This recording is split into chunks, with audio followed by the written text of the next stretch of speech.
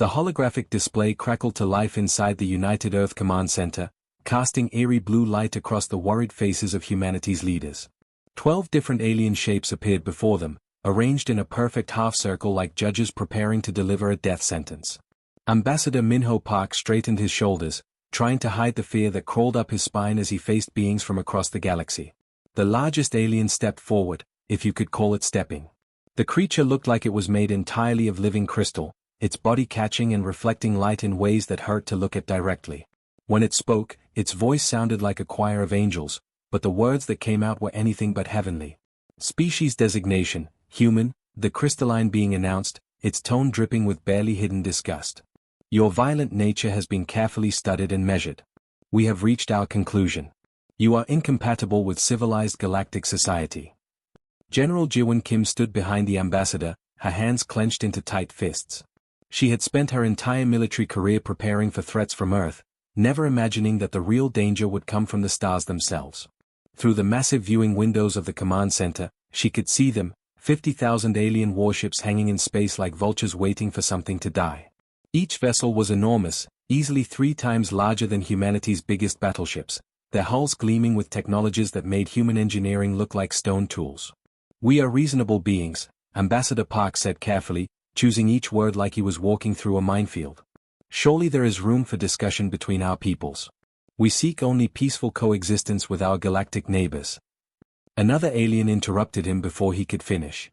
This one looked like a giant insect that had been put together wrong, with too many legs and segments that didn't quite fit properly.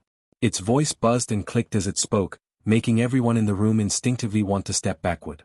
There can be no common ground with a species that weaponizes stellar matter, the insect thing declared. Your people split atoms and turned them into weapons of mass destruction. You created devices that can crack planets open like eggs. While other species were developing faster than light travel and exploring the wonders of the universe, you were perfecting new ways to kill each other. This proves your fundamental barbarism. Captain Sunyo Lee hunched over his monitoring station, watching his screens fill with more and more red dots as additional alien ships continued to appear from hyperspace jumps.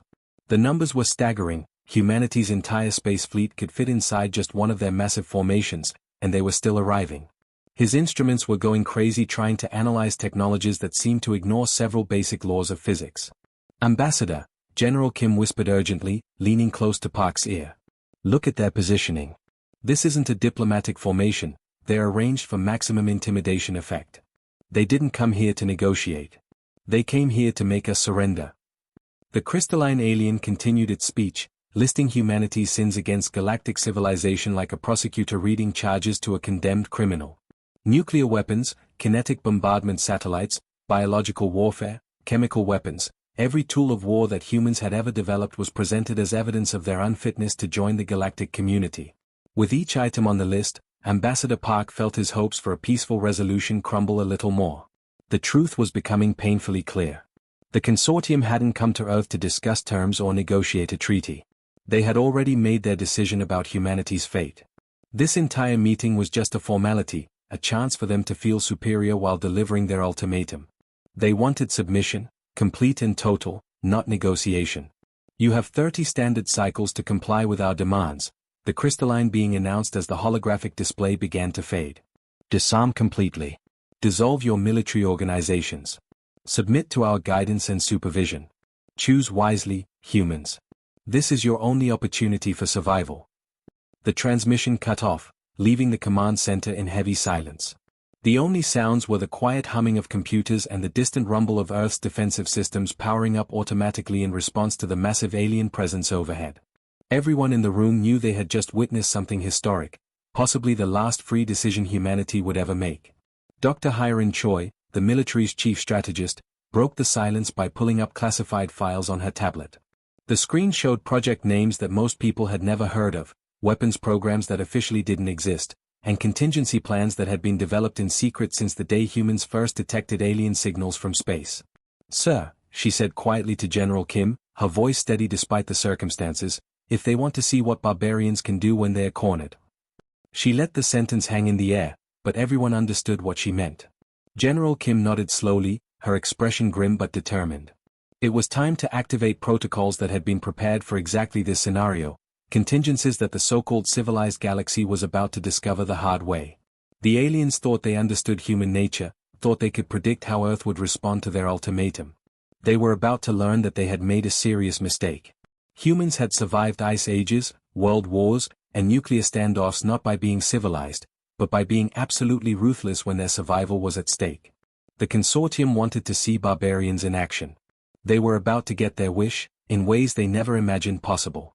29 cycles had passed since the alien ultimatum, and now the moment of truth had arrived.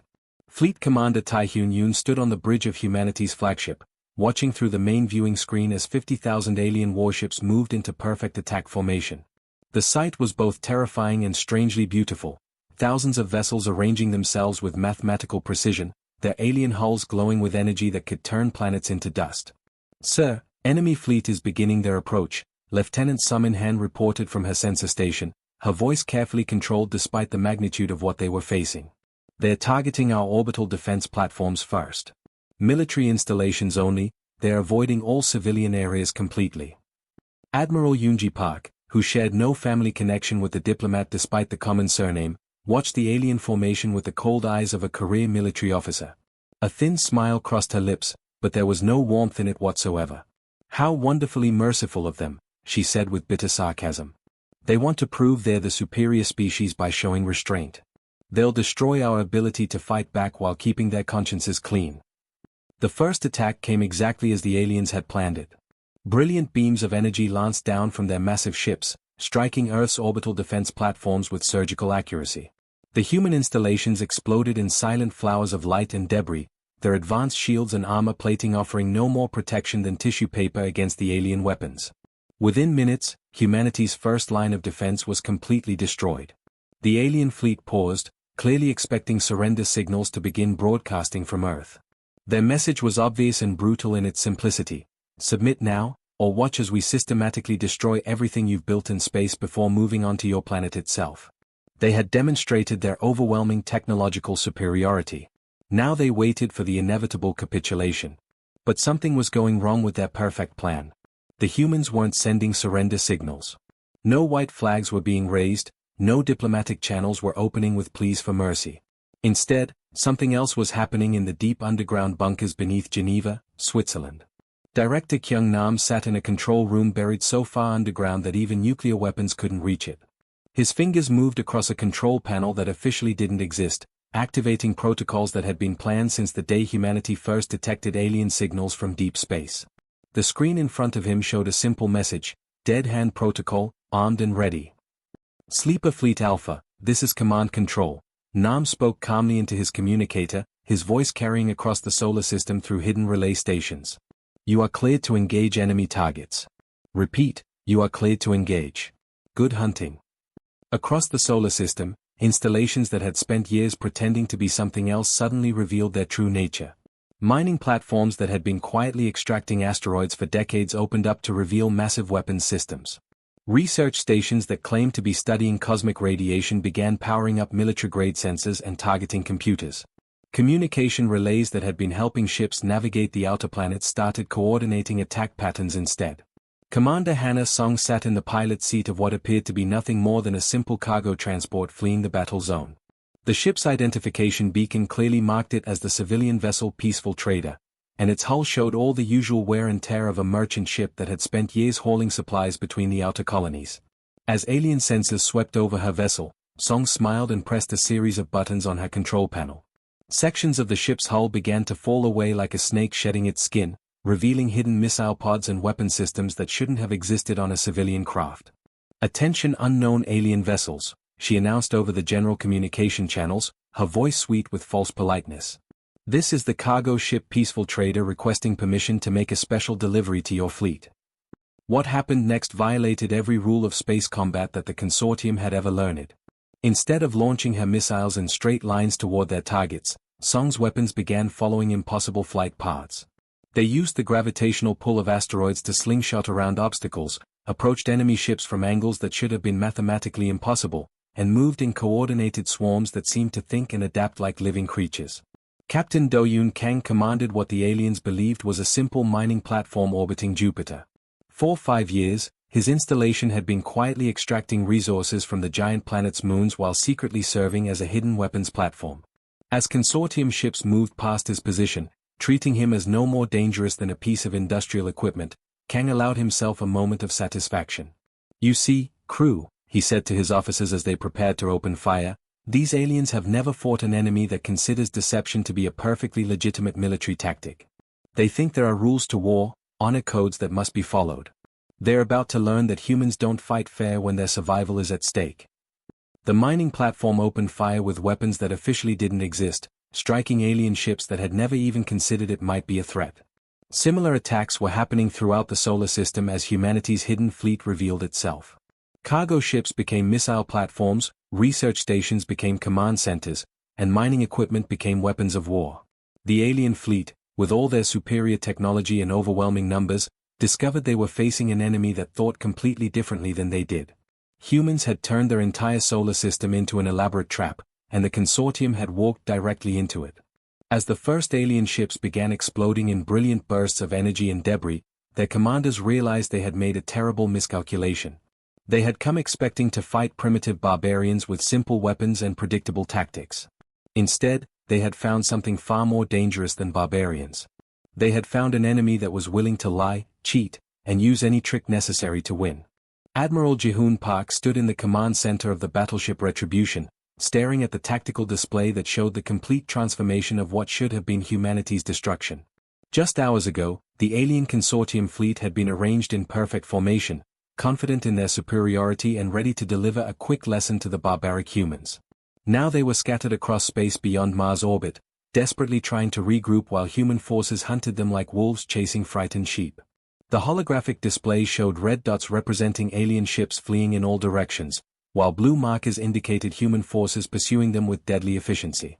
What the aliens had planned as a simple demonstration of power had turned into a complete disaster for their forces. "Dr. Sora Kim, I need to see the physics package readout," Admiral Park commanded, his voice calm despite the magnitude of the battle raging around them. The weapons scientist quickly brought up a series of holographic equations that floated in the air like mathematical poetry written in light. The formulas were so complex and terrifying that if the rest of the galaxy had understood what they meant, entire civilizations would have surrendered immediately rather than face such weapons. "Our kinetic kill vehicles are currently tracking 17 different targets simultaneously," Dr. Kim explained, pointing to various parts of the equations. "They're moving at 15% of light speed, which creates a beautiful tactical advantage. The enemy simply cannot shoot them down because you cannot intercept something moving that fast with traditional energy weapons. By the time their sensors detect the projectiles, impact has already occurred." Commander Yuna Lee coordinated the continuing assault from her stealth frigate, invisible to alien sensors as she watched consortium formations attempt to adapt to human combat tactics. Her ship drifted through space like a ghost, striking without warning and disappearing before the enemy could respond. "Admiral, the alien fleet is still trying to fight like they're in some kind of formal battle from ancient history," she reported over the communication system. "Perfect formations, predictable movement patterns, no tactical creativity whatsoever. It's like they learned everything they know about warfare from textbooks instead of actual combat experience." The fundamental problem facing the consortium was becoming increasingly clear.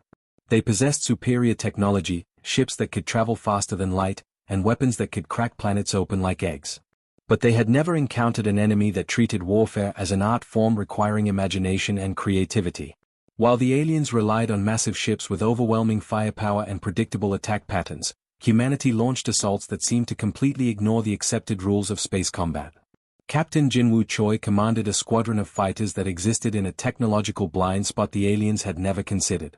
Using systems reverse-engineered from captured alien scout ships during previous encounters, his pilots could strike from complete invisibility before vanishing back into the asteroid belt like deadly phantoms. "This is Ghost Squadron reporting in," his voice crackled over the communication channels. "We have 37 confirmed enemy kills and counting. The aliens are attempting to establish some kind of defensive perimeter around their main command vessel, but their formation is full of gaps we can exploit." Tactical Officer Nari Seo studied the enemy movements on her displays, her trained eye immediately spotting the fatal flaw in the alien strategy. "Admiral, look at their positioning.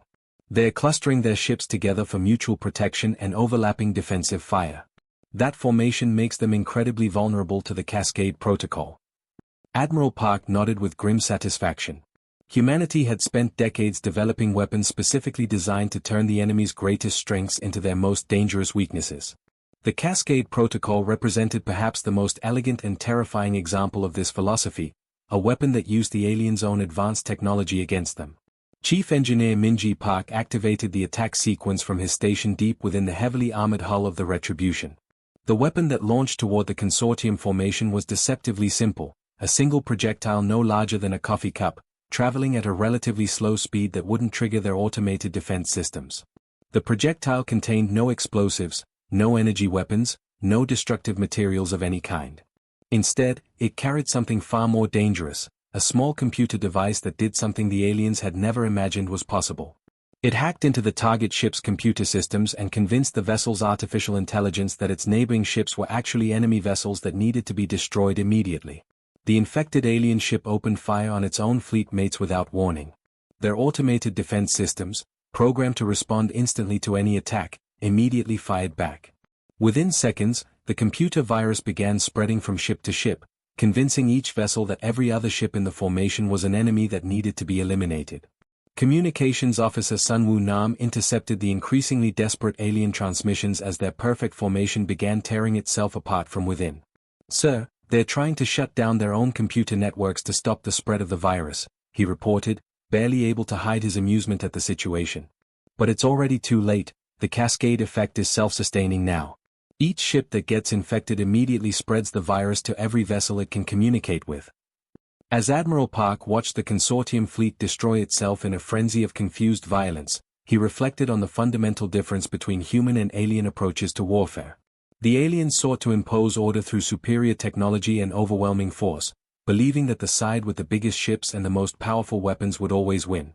Humanity had learned something very different during thousands of years of warfare on Earth. Sometimes chaos, when properly directed and controlled, could be the most powerful weapon in the universe. The aliens had come to hunt down the primitive barbarians of Earth. Instead, they had discovered that humans had been apex predators long before they ever reached the stars. Fleet Admiral Seo Jin-yoon was reviewing tactical reports in her command center when the transmission arrived that would change the entire nature of the war. The holographic display flickered to life, showing images that made her blood run cold. Human colonies on distant worlds were burning, their cities reduced to smoking craters. Civilian transport ships carrying families and supplies had been vaporized without any warning or chance to surrender. The research station at Proxima Centauri, home to 3,000 scientists and their families, had been completely destroyed, turned into nothing more than expanding clouds of gas and twisted metal debris. "They targeted non-combatants," Admiral Yoon said quietly, her voice barely above a whisper as she stared at the footage of innocent people being murdered. Her staff gathered around her, watching the horrific scenes play out on the screens.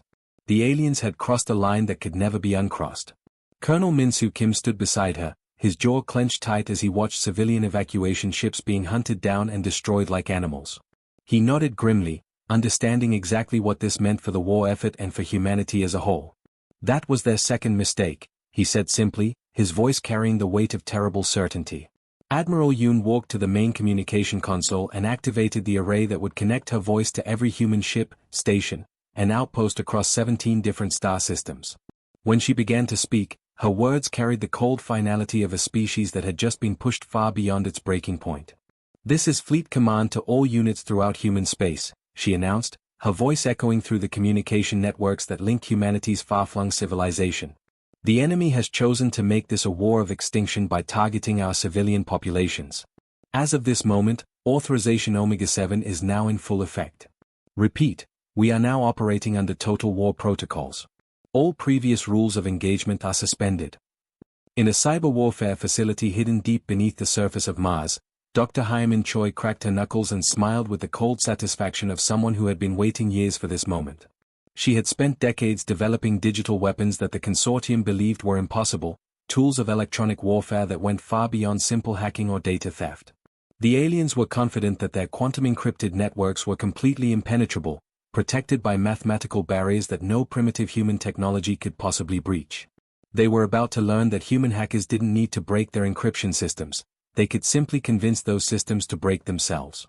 Initiating Operation Babel, Dr. Choi announced to her team of cyber warriors. "Let's show these aliens what happens when you make humans really angry." Within hours of the operation's launch, consortium ships across multiple star systems began experiencing impossible computer malfunctions. Their navigation computers started providing contradictory information, telling ship captains that they were simultaneously in 3 different locations at once. Communication systems began translating messages into random alien languages that none of the crew members could understand. Weapons systems started targeting their own vessels, convinced by the human virus that they were surrounded by enemy ships that needed to be destroyed immediately. Captain Yoan Park commanded the stealth destroyer Silent Vengeance as it materialized inside a massive consortium supply depot that had been feeding their war machine across 3 different star systems. The alien shields were designed to stop attacks coming from outside their defensive perimeter, but they had never imagined that an enemy ship could simply appear inside their supposedly safe zone using experimental teleportation technology. "Sir, all targets appear to be civilian supply vessels," reported Lieutenant Ara Kim from her sensor station, highlighting the non-military nature of the ships they were about to destroy. Captain Park's expression was harder than military-grade steel as he prepared to give the order that would condemn thousands of alien civilians to death. "Not anymore, Lieutenant. They chose to make civilians legitimate targets when they murdered our people. We're simply following the rules they established." The supply depot, which had been peacefully providing food, fuel, and equipment to consortium forces, became an expanding cloud of superheated gas and debris in under 30 seconds. No warnings were given, no chance for evacuation was provided, just swift, merciless destruction. Strategic Coordinator Bora Lee orchestrated the systematic dismantling of consortium infrastructure from her command center on Earth's moon. Her displays showed the collapse of alien supply chains like a cascade of falling dominoes, each destroyed facility causing ripple effects that crippled operations across multiple star systems. "Communications hub at Vega Prime has gone completely dark," she reported with professional satisfaction. "The trading station at Wolf 359 is offline. Their entire logistics network in the Centauri sector has been eliminated. They are losing the ability to coordinate their forces or resupply their ships." But the truly terrifying weapon in humanity's arsenal was Professor Sungo Nam's creation, something he called the extinction equation. It was pure mathematics turned into a weapon of mass destruction, a computational virus that didn't just crash alien computer systems, it convinced them that reality itself was fundamentally impossible.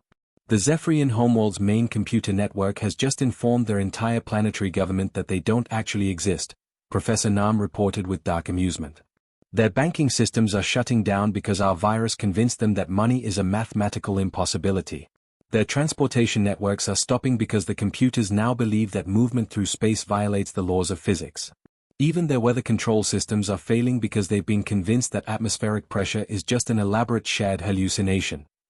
As Admiral Yoon watched the consortium's once mighty empire crumble system by system, she reflected on what humanity had been forced to unleash upon the galaxy.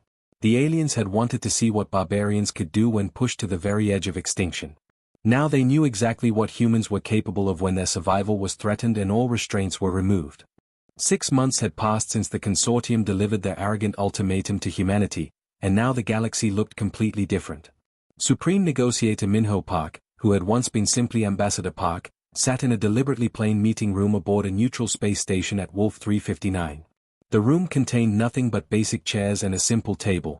Humanity wanted no distractions from the serious business they were about to conduct. Across from him sat the broken remnants of what had once been the most powerful alliance in the known galaxy. The Zephyrian delegate, High Counselor Zethmara, was barely recognizable as the proud crystalline being who had delivered the original ultimatum. Visible cracks ran through its crystal body like spider webs, and when it tried to speak, the once harmonious voice came out in stuttering, broken fragments. We request negotiations," the alien managed to say, each word seeming to cause it physical pain.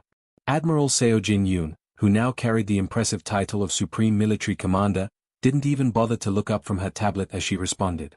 Her voice was as cold as the vacuum of space itself.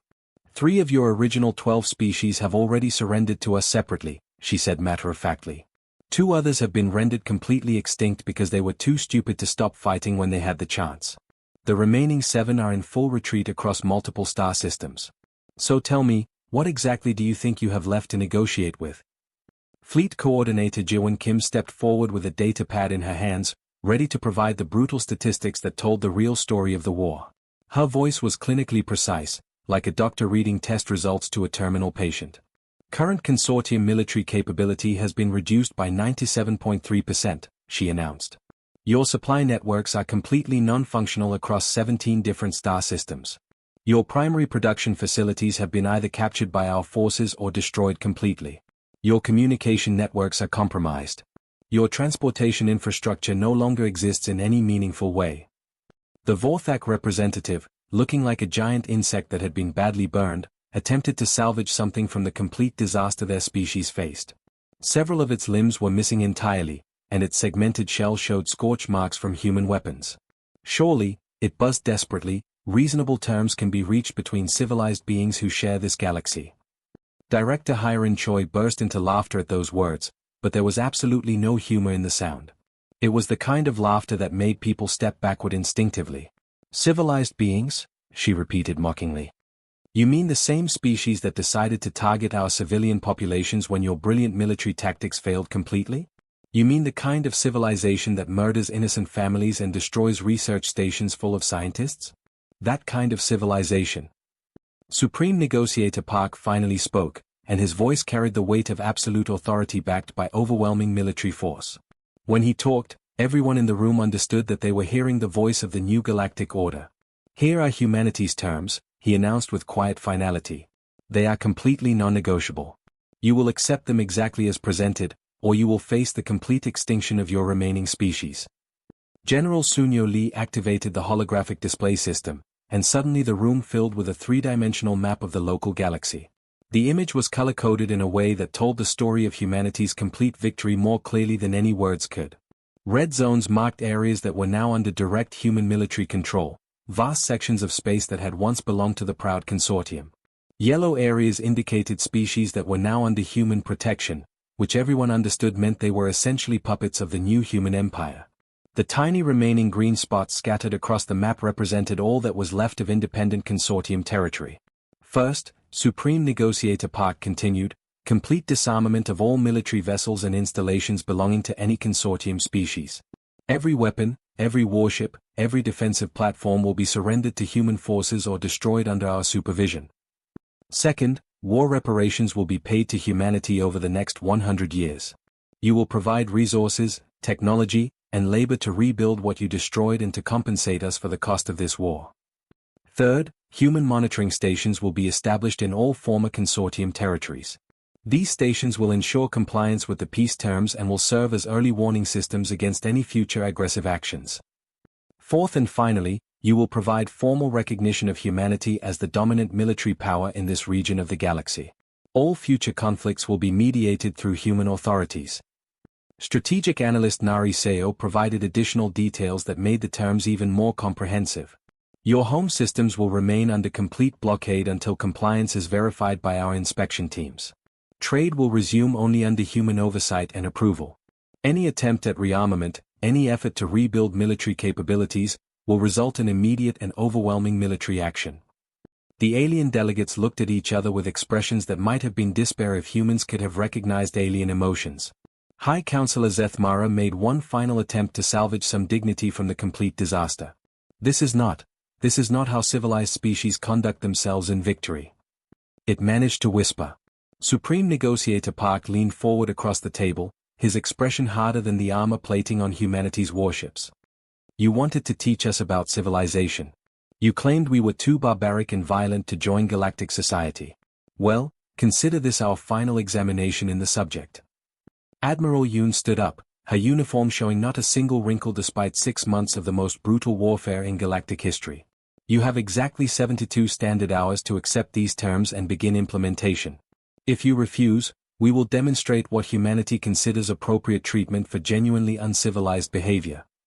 As the broken consortium delegates prepared to leave and consider terms they had absolutely no choice but to accept, humanity had proven something important to the galaxy. The species that had been dismissed as primitive barbarians had just rewritten the rules of galactic politics through superior strategy, overwhelming force, and absolute determination to protect what was theirs. The galaxy would never again mistake humanity's desire for peace as a sign of weakness.